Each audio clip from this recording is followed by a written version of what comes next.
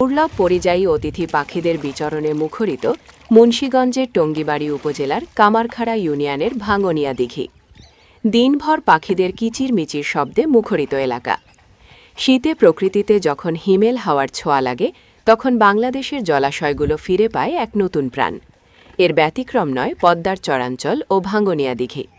দিঘির আশপাশে এখন পরিযায়ী পাখির নির্ভয় বিচরণ ক্ষেত্রে পরিণত হয়েছে।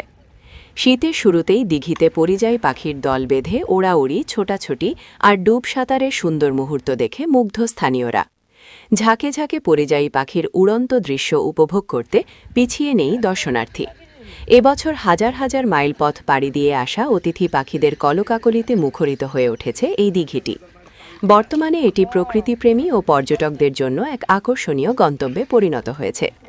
ভাঙ্গনিয়া দিঘির স্বচ্ছ জলরাশি আর চারপাশের শান্ত পরিবেশ যেন অতিথি পাখিদের জন্য এক নিরাপদ আশ্রয়স্থল। সুদূর দেশ থেকে আসা এসব পরিযায়ী পাখি এখন দিঘির বুকে ডানা ঝাপটিয়ে বেড়াচ্ছে। দিঘির শৈবালির মাঝে এদের বিচরণ যেন এক জীবন্ত জল রঙের ছবি। ভোরবেলা যখন কুয়াশা ভেদ করে সূর্যের আলো দিঘির জলে পাড়ে, তখন পাখিদের ডানা ঝাপটানো আর কিচিরবিচির শব্দে এক মায়াবী পরিবেশের সৃষ্টি হয়। স্থানীয় বাসিন্দারা জানান, লৌহজংয়ে পদ্মা নদী চরে প্রতি বছর শীতের শুরু থেকে অতিথি পাখিদের দেখা যায়। তবে ভাঙ্গনিয়া দিঘিতে এবছরই প্রথম শীতের শুরুতে এই পাখিরা আসতে শুরু করেছে। নদীতে শামুক, জলজ পোকামাকড় তাদের খাদ্য হলেও দিঘিতে তা রয়েছে বলে জানান স্থানীয়রা। স্থানীয় বাসিন্দা আমির হোসেন মোড়ল বলেন, এই প্রথম এই দিঘিতে ভোরবেলায় ঝাঁকে ঝাঁকে পাখি আসে আর সন্ধ্যায় চলে যায়।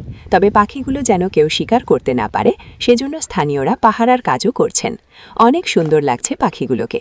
দূর দূরান্ত থেকে লোকজন আসছেন পাখি দেখতে। দিঘিতে পাখিগুলো বিচরণ করতে স্বাচ্ছন্দ্য বোধ করছে। এর মধ্যে বিভিন্ন প্রজাতির দুর্লভ হাঁস, ছোট কানপ্যাঁচা, চখাচখি সহ কয়েক প্রজাতির পাখির দেখা মিলেছে দিঘিতে। তাই দিঘিকে যেন পাখির নির্ভয় বিচরণ ক্ষেত্রে পরিণত করা যায়, এজন্য সংশ্লিষ্ট বন্যপ্রাণী সংরক্ষণ বিভাগের দায়িত্বশীলদের এগিয়ে আসা উচিত বলে মনে করছেন তারা।